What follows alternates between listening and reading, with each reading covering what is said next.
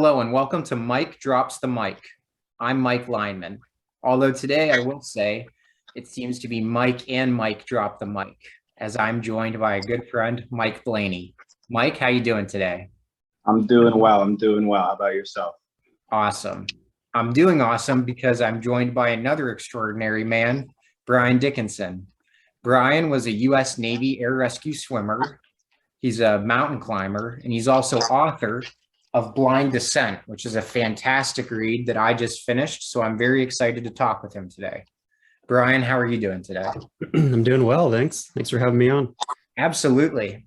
So as I mentioned, I recently finished reading Blind Descent, and you talk a lot in your story about your Navy training. And I was curious, what were some of the most challenging physical aspects that you went through in your Navy training, whether that's also considering mental challenges as well? Yeah. Yeah, it's interesting because I'm actually writing another book right now, purely on what I did in the Navy. There's no books on it right now for aviation rescue swimmers in the Navy. So been really diving into that.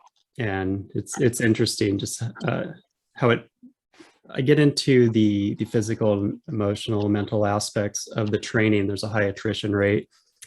But really, working in oxygen deprived areas in the water, every day, instructors and others trying to drown us. And we had to figure out a way to remain calm in chaos, to, jump in the middle, out of a helicopter in the middle of the ocean when, there's just multiple victims or single victims, whatever. But there's just a lot to overcome, which is why there's a high attrition rate, because not many people can really function in that level. And then the long term of, just dealing with trauma. And, it's kind of interesting in my story, climbing Everest, because I ended up in that situation in an oxygen deprived area with no vision, so a lot of that training kind of kicked in. It was just kind of natural. Sure.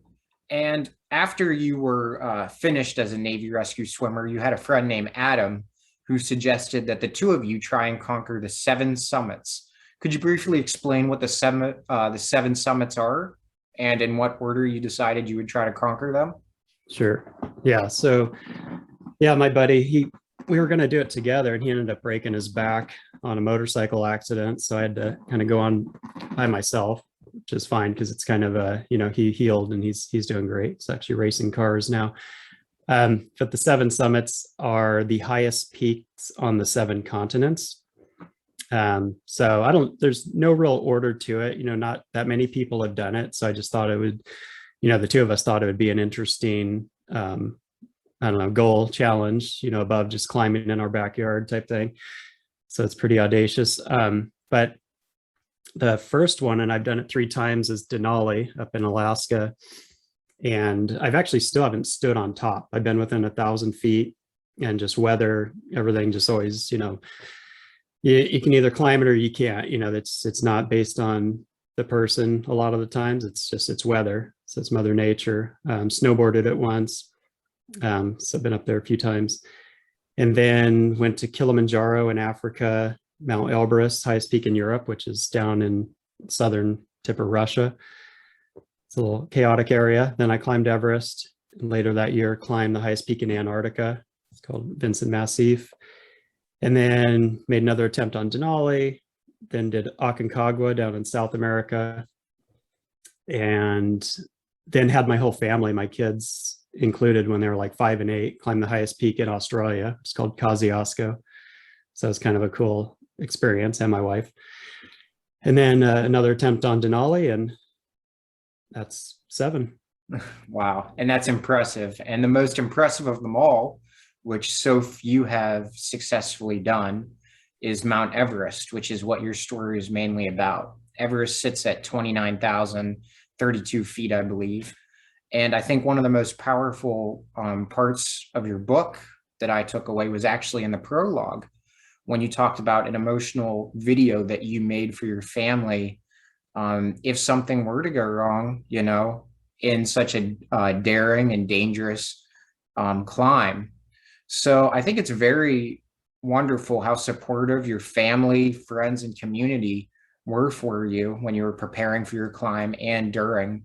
I was wondering if you could speak on that. How did your family, friends, and community show support for you during your getting ready and preparations to try to climb Mount Everest? Yeah. Yeah, it's my wife and I are total opposites. She's a Christian counselor, and I'm climbing Everest, jumping out of helicopters. So she's definitely scared of heights.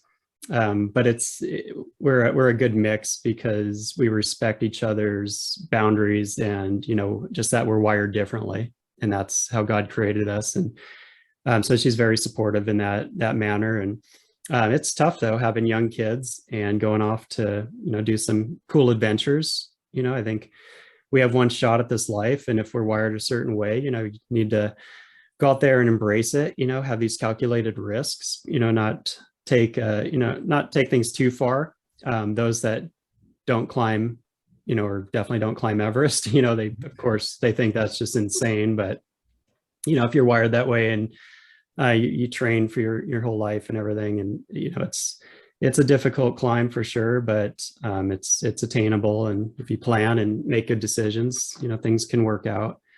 But yeah, that video, it was tough because my kids were really young, and I would hate, something out of my control happened, and it was close up there, to not have some just final words, just so they could understand, as they got older, just what their dad was doing and why, and hopefully they would understand a little better. It's one of those things. I'm glad they've never had to see the video. Sure. But just me trying to stay in front of it, I guess, just in case. Yeah, absolutely. And it was very powerful to read about it. And as we've talked about, Mount Everest not being an easy climb, one thing that I found very informational from your book was the strategy when you try to climb Everest about how you have to ascend and descend so you don't get high altitude sickness, which can happen, from my understanding, where the higher you climb, your red blood cells need to accumulate and mutate rather than, so you have to descend and let your body recover over that. Am I getting that right? Could you explain that a little bit? Sure. Yeah, humans aren't supposed to be climbing that high. And I mean, even back in the 50s, 60s, didn't even realize we could. And after time and studying, and even like World War II planes, they had supplemental oxygen so that it'd mix with the outside air so that you could survive up higher. But if your oxygen stopped working, you wouldn't just die. And that's basically the same in mountaineering. So you have to take time. It takes 2 months to climb Everest. It's 38 miles just to get to base camp, which is at 17,500 feet. And then you actually start climbing the mountain, and it takes about, anywhere from 3 weeks to a month to acclimate. And that's where you climb high, a couple thousand feet, and then come back down, and your body produces red blood cells, which carry oxygen, so you can survive higher and higher. So if you were to pluck your body from where you're at, where are you at? I'm in Florida right now, so I'm not very high up at all. Yeah, totally right. So pluck your body from Florida, put you on the summit of Everest, you would pass out and die within minutes. Yeah. But after a few months on the mountain, you can survive. Even on the flight home, if you got depressurized, you'd be the only survivor as the plane crashed, unless you were the pilot. Interesting. Yeah, I found that very informational, and like it makes sense, but just learning about it was very fascinating to me. Mm-hmm. So, and one of the many challenges you faced when you climbed Everest was on the way up, I think around 17,000 feet, you actually had high altitude sickness, and you had to talk to your wife on the phone about whether or not this was something to continue or turn back and head around, because you want to do it safely. And how would you, on the phone, how did the two of you come to the conclusion that, yes, we're going to continue to push on and recover and let our body heal, but continue the pursuit of trying to get to the summit, Mount Everest? Yeah, it's tough. You put a lot of work, a lot of training, everything. And, if you have issues on the mountain, you got to listen to your body and get down to lower altitude and just see how you respond. And I had gotten sick on the way into base camp. There was a ceremony with a famous Lama, does like his Buddhist ceremony. And he was totally sick, and he got me like sick. So when I was at 17,500 feet, I was at base camp. It just hit me, and it was just like a ton of bricks. You know, it was like the worst cold I'd ever had. So my brain, you know, you could physically see it was like swelling. So I actually hiked down like 5 miles to 14,000 feet, which still high, but when you're acclimated higher, it's like being in Florida. Um, but I spent an extra day and talked to my wife, and she encouraged me, you know, to stick it out, just, you know, give it some more time. And then if I didn't recover, then you got to make the smart decision, but you're there, give it your all. So I was very much encouraged. I thought she was going to be like, yeah, come home, like quit climbing. The kids miss you. But nope, she pushed me in. And then the next day, I went to Island Peak, which is a 20,000 foot peak, and summited that and felt great. So I rallied really quick. So just a couple of days down at lower altitude really helped. And then that was a major confidence booster just to get up on another Himalayan peak, you know, at 20,000 feet, and then bring it back around and get to base camp and start actually making the climb. And when we talk about base camp, what we're talking about is at 17,500 feet, essentially a bunch of tents, right? Where everybody comes together and let the body heal, recover, kind of a home base, essentially, right? It's base camp. But as you go higher and higher up on Everest, there's like Camp 1, Camp 2, things like that. How do the environments differ and the number of tents change when you go higher and higher to the peak of Everest? Yeah, everything just gets worse and worse. Even on the trek in, like you fly in from Kathmandu to Lukla, and on that 38 miles, it's like each little village, you know, immersed with the Sherpa, the local people. It's just amazing, but it just gets nastier and nastier as you get higher. And then base camp alone, you know, there's you know, it's nothing glamorous about mountaineering, I'll tell you that much. Using the restroom outside and eating, you know, less than ideal food, and just losing tons of weight just because your body's just working so hard, just burning through calories. But as you get up higher, you go through the Khumbu ice fall, which is, you know, a few miles of just rivers of building sized blocks of ice that are falling, lots of aluminum ladders that you're crossing. So super dangerous. You want to move, you know, in the middle of the night when everything's frozen, because your gear works better, avalanches aren't kicking off. And then get up and to like Camp 1 above that, and it's just basic tents, 4-season tents on snow and glacier, and continue up to Camp 2 it's like 21,000 feet. That's an advanced base camp, so it's kind of a mini base camp. So like Sherpa and guides and stuff, and we'll bring more gear up to establish a better camp. But anything above, even base camp down at 17.5, is you're pretty exposed. But as you get higher, there's not a lot of things blocking, like massive winds and snowstorms and avalanches. So you try to make it as safe as possible, but it definitely gets pretty hectic. And Camp 3 is, so you climb up the 4th highest peak in the world, which is Lhotse Face. About halfway up that, you know, it's on a, basically cut out a shelf on a ice cliff and anchor the tents. So you're always roped. If you fall, you're going to fall for, you know, half a mile, and people do, you know, it's unfortunate, but you're very much exposed up there. So you're looking for a good weather window. You want to get up there when the winds are, you know, a little bit less, but I don't think the wind, you know, it rarely ever stops. So it's definitely a game of chance, you know, but with today, there's the technology of understanding the different weather and stuff. So it's a lot better than it used to be, but there's still a lot of sneaky weather that comes in unexpected. Yeah, I think even you mentioned in your book about a mini tornado that you saw or heard of encountering near the top. That's crazy. Yeah, it is wild. And you just stop. There's nothing you can do, and you just kind of experience it, watch it, and it goes by and you continue moving. Wow. And the closer you get to the top through something called what they call the death zone, which is, you know, beyond the camps near the top, where it's the most fatalities happen here. And it's tough because you can land a helicopter lower down on Everest, but you can't in this death zone. And the problem with that is you can't rescue anybody, and it's challenging enough to tie your shoe when you're in at such a high altitude that trying to bring a body back would be near impossible. So the bodies are typically left there in sort of a cemetery-like environment.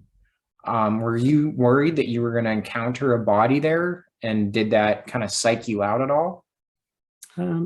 No, there's 5 people died when I was there. So I saw them, even down in the below the ice fall, saw some Sherpa carrying some folks out. And then another one died. He was in a tent as I was heading up. And then a Japanese climber died the night before on the south summit. So it's one of those things. They, out of respect, they'll stash the gear and the bodies out of view if they can, but there are some on both sides. You can climb it from the, either side of Nepal or Tibet, where they're just they've been there and they'll probably be there forever. So it's one of those things, you just kind of accept it and you move forward. But yeah, the death zone, it's anything above 26,000 feet. And, if you cut your finger, it won't heal. You can't acclimate above that. So you really want to reduce your exposure up there, get up to high camp, which is in the death zone. And that night, if at all possible, get up to the summit and back down and try to get down to at least camp 3 or camp 2, as efficiently as possible. Efficient means fast, but safe. Sure. And finally, on your summit climbing day, when you're going to try to get to the top, your climbing partner, Pasang, he was forced to turn around and head back at 28,000 feet due to feeling sickness, altitude sickness. And you had the option of, going back or pushing and climbing Everest by yourself. And you talked about in your book that safety comes first all the time. And he insisted that he was okay. And he said, you're a strong climber, you can do this. So what made you decide to push on and try to conquer the summit of Mount Everest alone? And what was your mindset like when you're climbing by yourself up to the top of Everest? Yeah. So I've soloed a lot of mountains, so I'm very comfortable in that scenario. So that was, it's a factor, obviously, because I'd never been to the top, but it's a pretty obvious path. There's fixed lines that I'm attached to. The most important part was the conversation with Pasang, because he's a young guy, strong climber, had a couple summits already. But it's really having that conversation in that moment and then accepting the outcome.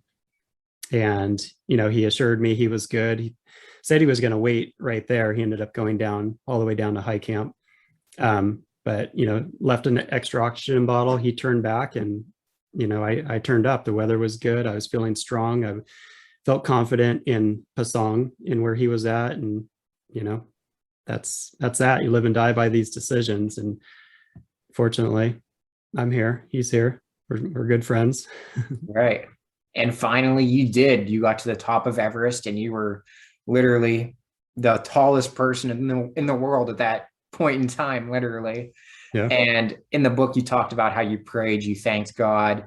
You took a few pictures. And how would you describe the feeling of being at the very top of Everest? It's tough. It's one of these things that, I'm 10 years later and still processing it. It's one of those moments I have to talk about it, or I get to talk about it a lot, based on my experience, which can be, tough and traumatic, just reliving it. But that moment, everything's in slow motion anyways, because you're in the death zone. There's a third of the air, third of the ozone, just slowly moving and trying to bring it all in. And typically I'd have a sat phone. I'd call my wife, and I didn't have a satellite phone for various reasons. So I made my radio call down and, let the other groups know where I was at. I just really tried to take it in, and, you can't spend much time up there. It's too dangerous, and it's getting warm out. So winds were kicking up. So I had to start moving. And your book is called Blind Descent for a reason. And on your way down, literally at the peak of Everest, you experience something called snow blindness. Could you describe what that is? Yeah, it's basically, in its simplest form, it's a sunburning of the cornea. So on Everest, there's only a third of the air, a third of the ozone. I have blue eyes, so I'm more susceptible. I had a goggle malfunction, cracked goggles the day prior, which probably, I ripped the internal lens off, which probably, made their effectiveness in half, not knowing at the time. But I climbed all through the night, got to the summit as the sun is rising. So as soon as the sun came up, it banked off the ice and just fried my cornea. And typically it takes about 24 hours for your eyesight to return. I wouldn't regain mine for about a month and a half. And you had to make the decision as you're up there by yourself to try to descend from the top while you're blind. Could you talk to us about like what that experience was like? I mean, so many obstacles, it's dangerous enough climbing up. Now try thinking about coming down blind and low on oxygen. Right. Yeah, no, it was tough. And just that moment, that realization of the situation I was in. Like I was the only person on the summit. Like if you look in the Himalayan database, I'm like one of two people to ever have the summit to myself on a given day. So it's very unusual. So nobody was coming up. I had to get down, and without overthinking it, without panicking, I got up and started finding my way down, just hand over hand, using the rope as my guideline. And there's some major obstacles. It's a 2-mile drop on each side of you. And it's like, a foot wide in certain sections. There's Hillary Step, a 40-foot rock climb. Took a major fall over the South Summit. The rope I was attached to shock loaded and saved my life. I would have fallen for over a mile. And then, eventually ran out of oxygen. Just, I had an extra bottle, but it didn't work. So I carried it. I still don't know why I did that.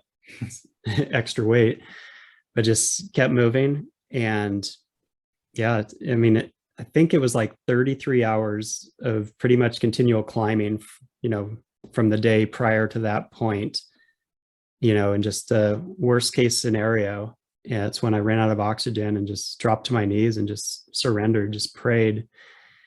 And, even backing up though, the whole time I was moving down, I felt this presence around me, just this peaceful presence. Like if you guys are in the room and, you close your eyes, you're in the room together, but you don't see anyone. And it was just kind of like that. I didn't really think too much about it. But then when I, prayed, God, I cannot do this alone. I witnessed a miracle.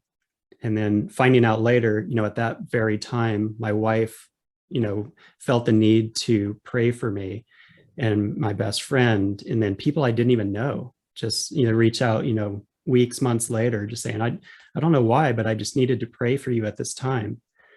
So it's just very powerful. And, when I just witnessed that miracle, I felt life come over me. I fumbled around with the regulator, tried the other oxygen bottle, and I got a positive flow. And I remember just taking 5 deep breaths of this air and just the burning. It was like fire going through my veins. Like I'd never felt anything like it. I just had this life. And, again, didn't overthink it, didn't panic, just started rappelling down, and eventually got down to the edge of high camp about a quarter mile out, and kind of like looking around, I can't see anything. And then out of nowhere, Pasong just hugs me. He's like, "Brian, you alive?" And I never saw him coming. And he's like, "I'm so sorry I leave you." And I'm like, "Don't worry about it, dude." And then he kind of fumbled our way. I'm tripping over like rocks and stuff. There's like rocks on the ice. And then got into the tent, and I handed him my gear, my camera. He's looking at the pictures and stuff. And I was out. Like I passed out for, I don't know, like 15 hours or something. My eyes were glued shut. I lost 20 pounds in my summit push. I was just pretty wrecked. Yeah. But I still had to get down the mountain. I was still in the death zone. Still takes 2 more days just to get to base camp. At least you have some help at that point too. Mm-hmm. And I think even though when you were descending from the from the top. I think that your faith, and I also think that your training, in the Navy, I'm sure definitely helped keep you cool, calm, and collected. And I think you're 100% right. That's a miracle right there in itself, and extraordinary story. And you're here to talk about it. So I'm going to turn things over to Mike. I know Mike has a few questions as well. So Mike, you wanna take it away here? Sure thing. Brian, how you doing today? Great. How are you? I'm doing well, thank you. Thank you. It's great to meet you. You too. So I see you climb many peaks in your lifetime. And since Mike and I grew up in the same area in Western Pennsylvania in the Appalachian Mountains, I was kind of curious, what's some of the greatest challenges you faced in the Appalachians? Appalachians. I haven't done a ton over there, so I wouldn't say it's like just when I'm visiting out, I'm just going to hit the highest peaks around here in some of the states. It's beautiful out there. It's interesting because I think certain areas of the US or even world get a different reputation, and it's all based on altitude or highly glaciated or something.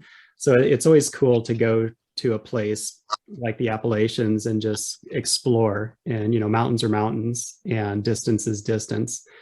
So I think the where was I? The highest peak in Virginia, it's like nothing, but there's these little mini horses that are wild out there that like try to bite you.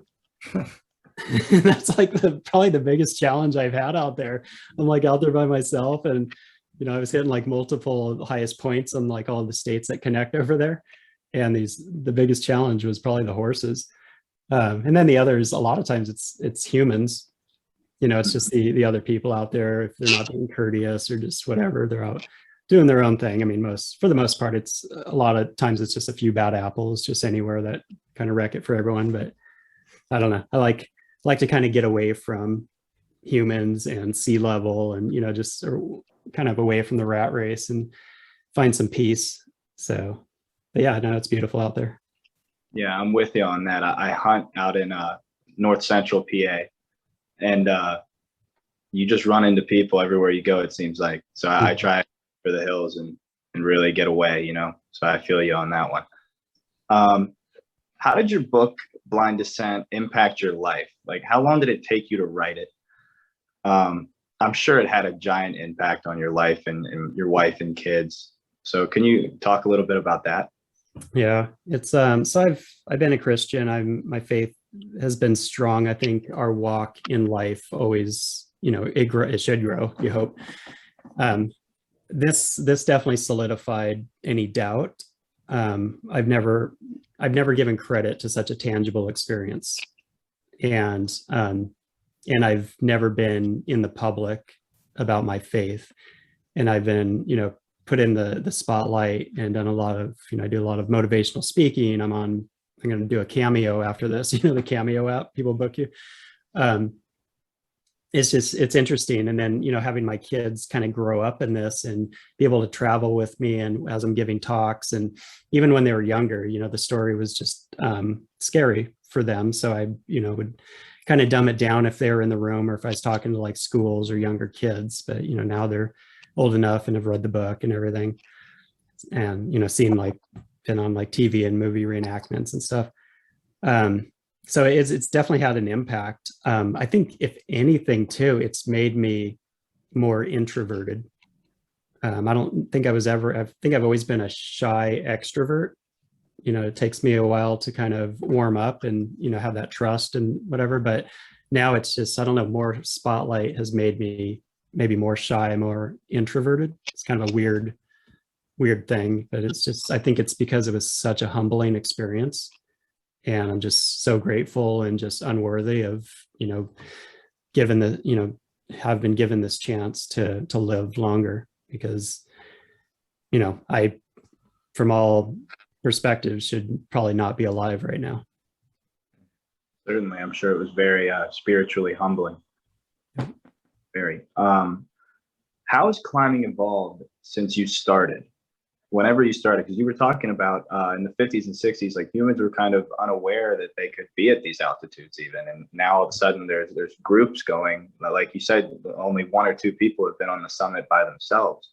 Yeah. So how has it evolved since you started to now? Yeah, it's definitely, I mean, even since I was a kid, I think it's not even just climbing, it's just outdoor adventure has really skyrocketed, which is great. We just talked about how annoying it is with all the people out there, but it's also awesome that people are getting out. So, I mean, it can be good and bad. I think we need to know our limitations, but not fit within such a safety bubble. So I think it is good to push beyond that. And the military does that really well. But a lot of people, they get in these safety bubbles, or it's extreme, and then they get into trouble and they put themselves and others at risk. But as far as just the gear, the weather predictability, the routes, I mean, there's, technology just to kind of make it more safe, but also make it, kind of more attainable for those that may not be prepared. So you still have to do the work and everything, but yeah, I think there's always good and bad that comes with progression. So, of course, yeah. I'm sure most of the people that are listening to this and will listen to this have not climbed at even close to an expert level, haven't even tried to summit one of the tallest peaks in probably even their state. So how would one start their mountaineering? Yeah. So yeah, it depends on what they want to do. Are you both in Florida? I am. You're in Florida. Okay. So yeah. Florida's highest peak, I think, is like 80 feet. Yeah. Or something, or maybe less. I was driving through the Everglades, and it was there was a sign that said like above sea level, and it was like 2 feet. I was like, there you go, summited. So yeah, for those people, drive to it. I don't know. Yeah, if they want to get into some more serious type stuff, but not, obviously Himalayas or that type, the Andes or anything. I mean, there's so many guided services out there where you can just learn so much, be immersed with, great groups of people and just the camaraderie and everything behind it. It's just a safe way to do it. I really recommend doing that.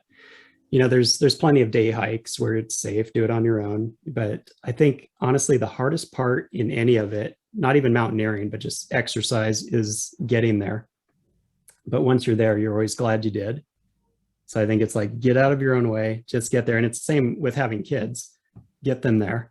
If you ask them, they're always, for the most part, be like, nah, be on their device or something else. It's like, no, we're going to do this. And sometimes just that mindset of, okay, now they're shifting. They know they're going to do this. They may complain, but in the end, they're going to have fun. They're going to get exercise, fresh air, just does amazing things for the mind. Okay, yeah, I like that. I like that. My dad used to push me to go out and do whatever he was doing too. And I think that really affected what I do now. Yeah, that's awesome. I noticed on your Instagram at Brian C. Dickinson that you also snowboard. A common argument I've heard since I started snowboarding is like the Eastern conditions are tougher than Western conditions because it's so icy over here. Mm-hmm. Do you have a preference between Western and Eastern snowboarding?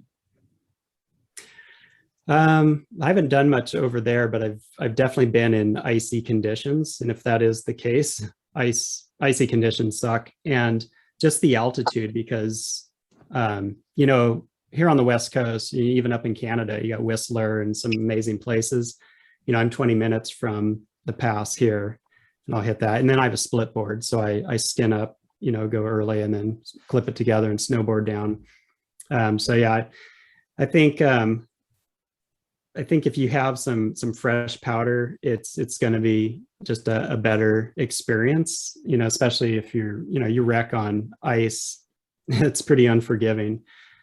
So, but in Washington, we have a lot of rain here. So it's like, it's a wetter snow. So it's not even that ideal where we're at here. We'll get some decent stuff. And as you get up higher, it's better. Like even climbing up Rainier and snowboarding down, like up at 10,000 feet, it's just amazing. It's just like 5 miles of just, no tracks and it's pretty amazing. So, but I wouldn't say I have enough experience out your way to really, other than ice versus not, I'd say avoid ice if you can.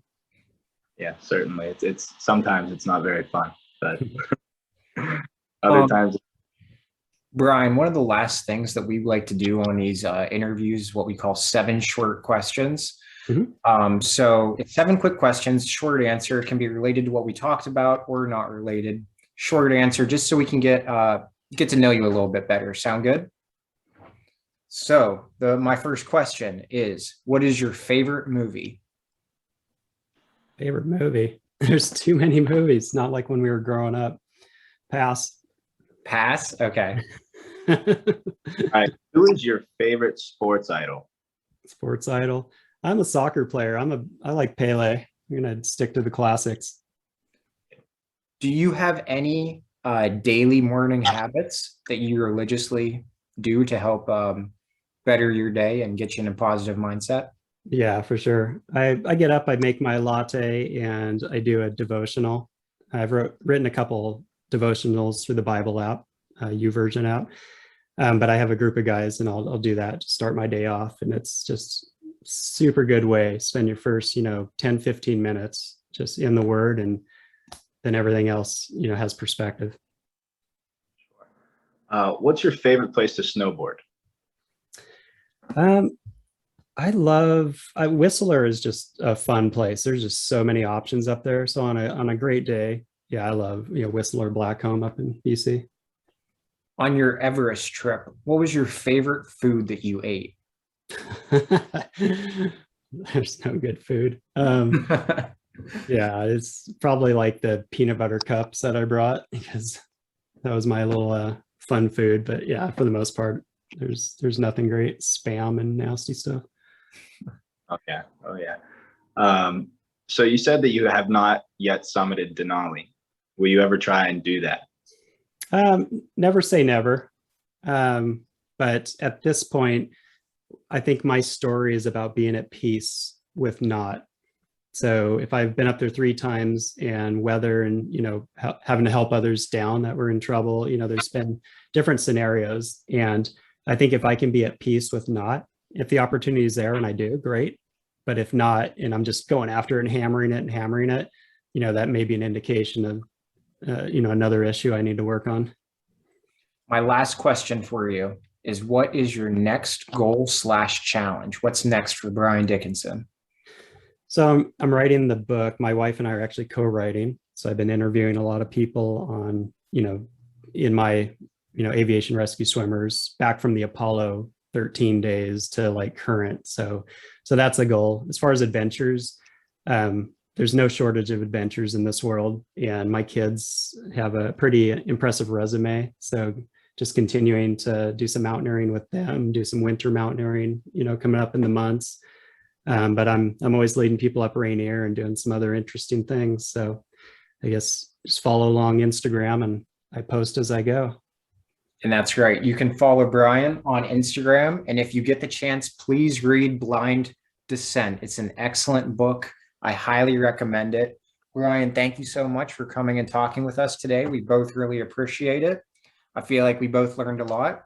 And thank you again so much. Yeah, thanks for having me. Thank you.